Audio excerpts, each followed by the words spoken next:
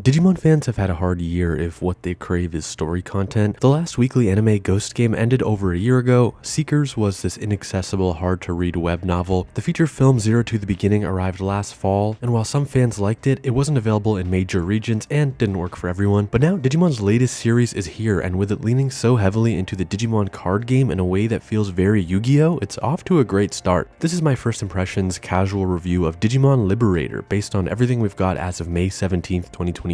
The premise: Digimon Liberator is actually offering two parallel storylines featuring different casts of characters who I'm sure will cross paths at some point but are on entirely different journeys. It feels very Cyber Sleuth and Hacker's Memory. I'm not the first to make that comparison, but it's an apt one. The first story is Shoto's. Shoto is a Digimon TCG fan but can't get good at the game until him and his childhood friend Arisa enter the recently launched online world of Digimon Liberator. Picture the Greed Island arc of Hunter x Hunter, or that time the cast of Yu-Gi-Oh! Entered a virtual reality fantasy world. In Liberator, the digital monsters appear in front of you in hologram form. Again, very Yu-Gi-Oh! But also extremely Digimon. After a renegade NPC attacks Shoto and a wild Digimon, Pteramon, appears, their adventures in the virtual world of Digimon Liberator begin. Removed from Shoto, we have a second storyline in novel format. Yuki, a longtime player and beta tester of Digimon Liberator, is a member of a debug dev team responsible for finding and fixing issues within the game. They're QA testers on a live service game essentially, and I love it. The biggest mystery they're chasing is the presence of Digimon that somehow exist in the game without cards. Yuki and her team, which includes an Impmon with an all-new evolution line completely different from what we've seen in other Digimon media, they're on a quest to understand the wild Digimon and convert them into cards. Of the two stories offered, I'm personally more interested in this premise. The QA angle of the novel is, to me, a bit more unique than the more standard hero's journey, fish out of water stuff we seem to be getting with Shoto and the manga storyline. Having said that, the art on display in the manga is stunning. The new Digimon like Pteramon and Shumon are compelling, and I'm not saying the manga story sounds bad by any means. Let's talk the card game element, the brilliant decision to embrace the ongoing Digimon card game in Liberator. The TCG, which has been supporting the Digimon franchise since 2020, is by all accounts one of, if not the most successful legs of the multimedia Digimon franchise. While I don't play the Digimon card game myself, or any card game for that matter, there's no denying this game's popularity. I've met people in shops, at conventions, who didn't even know Digimon anime like Adventure 2020, Ghost Game, or Last Evolution Kizuna were a thing, but they're engaging with the card game for the nostalgia, the fantastic art, and of course the gameplay. All Digimon Liberator is doing is embracing this part of the franchise that has proven to be incredibly popular, and people like me who need a bit of narrative push to get invested in something finally have that for the Digimon card game. I loved collecting and playing Yu-Gi-Oh! As a kid, but I'm telling you, kid me would not have been interested in learning that game and buying those cards without the world building and characters of the anime pulling me in. From the first two chapters of the manga, Liberator also works to actively educate readers on the rules of the game. This is huge for newcomers. I got my education on how to play Yu-Gi-Oh! Primarily from watching the anime. Granted, that series took some liberties with the rules, and I'm sure Liberator will as well as it goes on, but I already know significantly more about how to play this Digimon card game from finishing the first two chapters than I did prior to reading them. Stealthily teaching you the rules of the game through a fictional manga story is a great move. The card game premise also lets Liberator showcase iconic Digimon pretty casually without it feeling like a narrative betrayal. For example, in Digimon Adventure 2020, Omnimon appeared in the second episode, and there was this whole debate where some people felt like it was unearned. In Liberator, we see a Wargreymon in chapter 1, a Magnamon just above it seconds before, but it makes complete sense having them as cards that would appear in high-level play. The medium/format. In this video, I can only speak to the manga story featuring Shoto, as Yuki's novel doesn't start until May 22nd, but I've got a ton of thoughts on the manga so far. To start simple, I think they nailed it. Understanding your medium is so important. I criticize Seekers for its painful UI/UX. While I liked the story, it just wasn't a pleasant experience for me to engage with. Digimon Liberator, on the other hand, is a breeze. Easy to read, the vertical layout feels excellent on a phone, a tablet, on desktop or laptop. You're not flipping pages, chapters are one long image that you scroll down vertically, and scrolling through the art makes it feel animated in a way. They cleverly apply blur effects that make it feel like you scrolling is somehow affecting the art. The full color manga is a total treat as well. I wasn't expecting this, I just accepted that manga almost always equals black and white. I also want to praise the distribution of Digimon Liberator. The decision to not lock this thing to digimoncard.com, like how Seekers was only available on digimon.net, Bandai made the smart and very in-touch decision to also put Digimon Liberator on Webtoons and Global Comics. This may not sound like it, but it's a huge deal. Discoverability matters, and while I'm sure it's nice to completely own the distribution of your thing, you need your story to be visible to people outside the hardcore fandom. Just like someone might walk into their local card shop for MTG or Yu-Gi-Oh! And encounter the Digimon card game, learning about it for the first time then and there, having Liberator on Webtoons, for instance, lets Digimon reach people outside this hardcore bubble that we exist in. A Webtoon super user might be scrolling the What's New section and find Liberator and give this brand new series a chance. I can only applaud them for this decision. The jury is still out on the formatting and localization of the novel side of Liberator. Seekers cleaned itself up by the end, but had a very rocky start with its inhuman translation and formatting. Again though, this is the one section of the video that has the highest chance of coming back to bite me. Who knows how the web novel will turn out, as it doesn't debut until a week after the publishing of this video. To summarize, for all the reasons I mentioned, I'm extremely impressed with Digimon Liberator. The vibrant, web-friendly manga that often feels animated, the great decision to emphasize card battling given the success of the Digimon card game, the compelling new monster and character designs with Shoto, Pteramon, Yuki, and the new Impmon evolutions, just to name a few. We're clearly getting a best-of story with returning monsters like Imperial Dramon and Impmon, but a ton of wonder in the form of new Digimon and new Digivolution lines. Of course, let me know what you think about Digimon Liberator, if it's working for you so far, or if any of its multiple elements are letting you down. Subscribe if you haven't already, as we're getting real close to 50,000 subscribers. Doing so means you'll know when the next Digimon video, the next Beyblade review, etc. is live. Thanks so much for watching, take care, and I'll see you in the next video.